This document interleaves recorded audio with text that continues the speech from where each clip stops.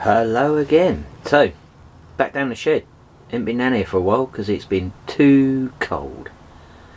I'll be honest, the temperature's not much better at the moment, but it's starting to warm up just a little bit. So, I had a weekend just gone.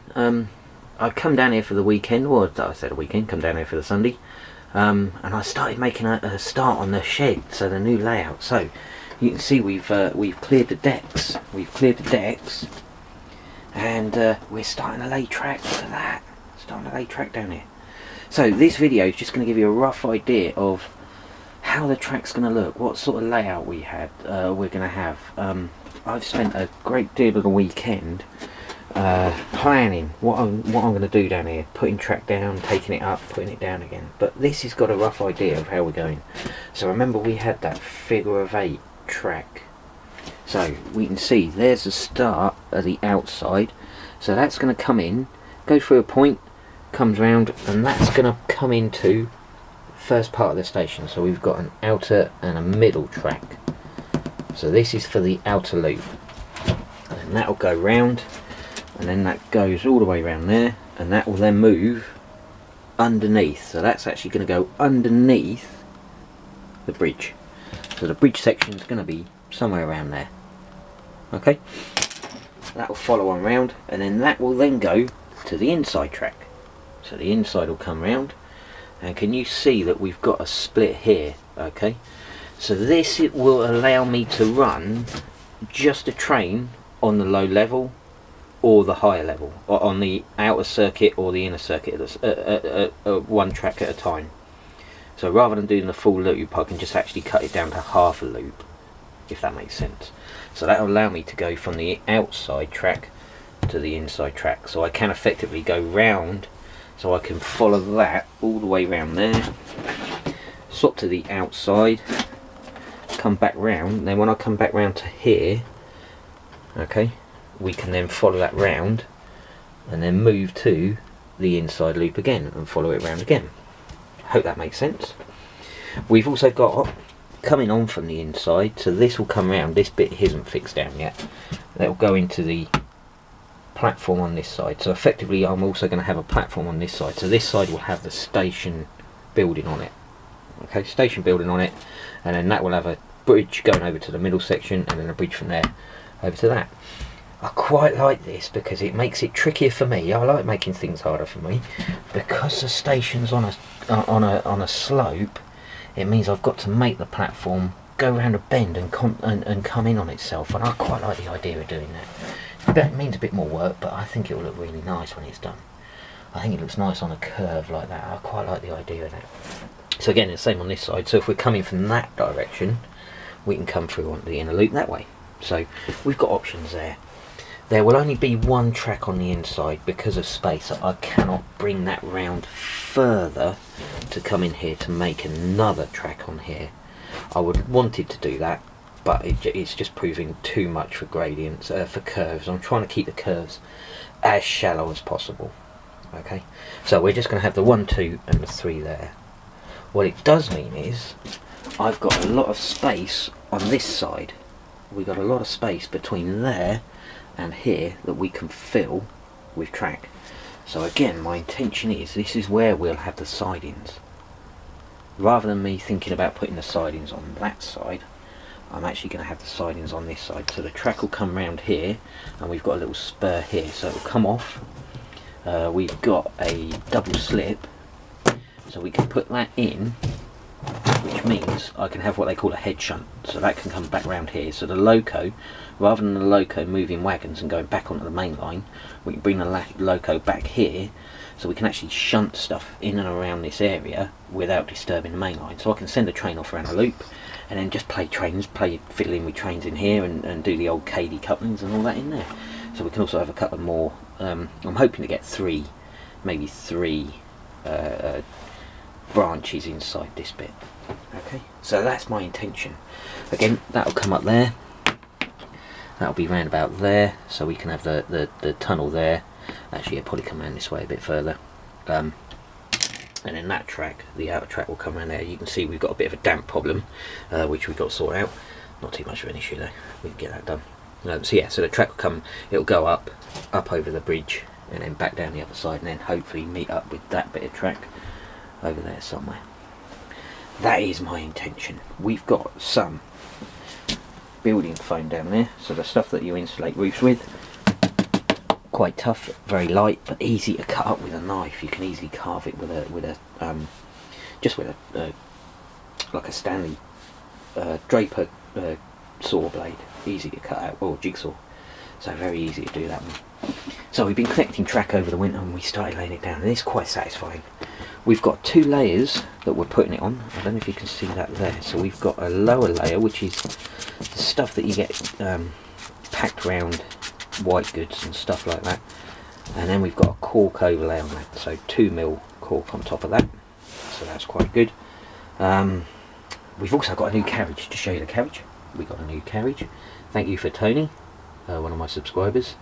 I saw this on one of his videos actually, and it's a breakdown tool van, so if you've got any breakdown cranes, this is something that will go with it, so quite pleased with that one. Thank you for Tony for that one.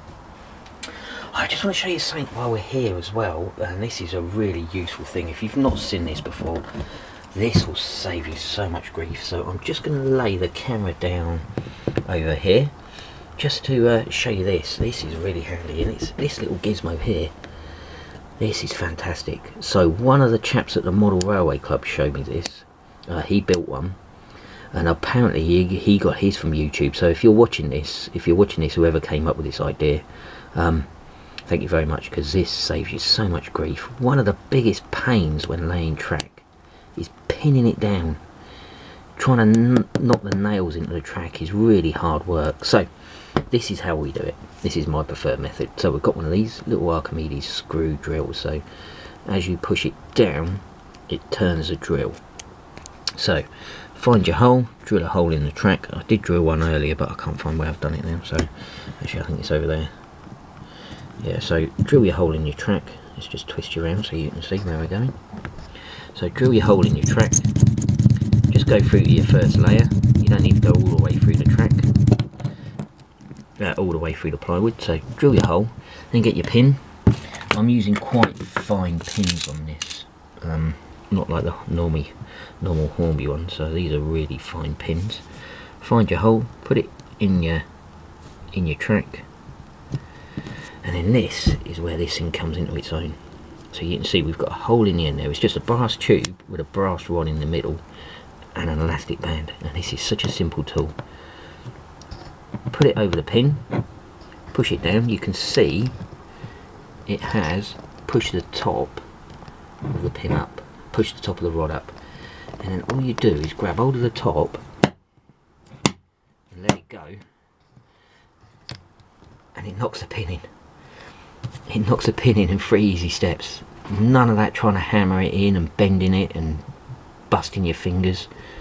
You can see the pin doesn't go all the way to the end. That way it doesn't hammer it all the way into the track and bend the track. I don't know if you can see that, but it just does such an awesome job. And it's so simple. I knocked that up one evening, just a bit of brass rod. It's got a stop on that end so you can't push it in too far. And just a rubber band. So simple. Such a great idea. Just makes life so much easier. Just wanted to share that with you, because if you haven't got one of these and you're reasonably good at soldering, I recommend you make one, because it just saves such a lot of grief. So that's how we've nailed down the the track. This layout will be wired for digital. It's all going to be digitally controlled. So each section of track, so wherever there's a new section of track, it will all get track droppers put onto it, so the track will be permanently live. The track I'm using, code 75, so it's a lot thinner than normal set track, which I quite like. I quite like the code 75 track. The points are Electro Frog, so again we're going to have to put some switches on them. I probably use Pico motors and the Pico switches, but we'll wire that up as well. Means we've got to have insulating bits in there, so again we've got insulated joiners in there, which isn't too much of a trouble. Got them already. Did a bit of shopping over Christmas or in the new year, whilst there's not a lot going on.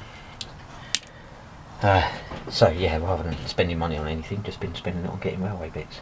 So yeah, so we're going to have platform there, and a bit in the middle, a bit on here as well. We'll probably have a car park around here or something. Again, it's a bit like the old layout. Everything's in my head, but not particularly well thought about at the moment. I'm kind of making it up as we go along. But you've got a rough idea how it's going to work. And to be honest, I quite like the idea of this. I quite like the idea of being able to sit in here and run the trains round and do a bit of shunting over here as well. I quite like that. Potentially you could have two trains going in opposite directions at the same time, providing you timed it right. I'm not sure it probably end in carnage at some point, but if you set them off at a reasonable speed and didn't go mad with it, I imagine it'll probably work at some point. But yeah, so it actually works quite nicely. Everything's quite smooth at the moment, he says confidently. So there we go, that works quite nicely there. And on the inside track as well, so we can move that around and put that on the inside track, go around there, go through on the inside track, make sure the station's not in the way. So yeah, so that's kind of how it's going to work, he says confidently.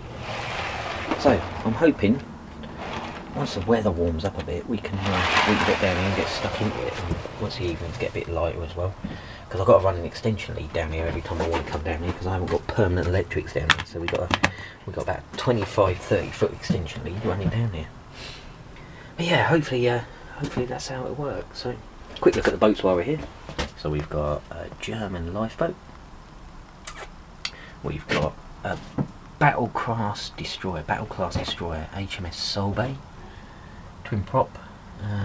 We've also got, do you know what, I can't remember the name, I think that's HMS Bulwark. It was a survey ship, and we've got an unnamed tug as well. I quite like that because that's made out of plastic sheet, so just plasticard, just made out of plasticard from a plan, all joined together, come out really well, goes well.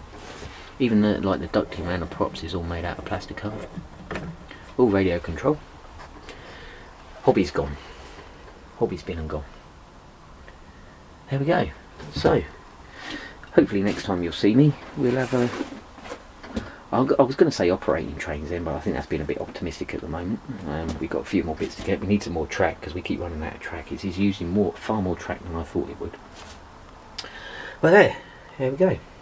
So, hopefully next time you'll see it, we'll have a bit more down, and it may make a bit more sense. So, take care. Bye bye.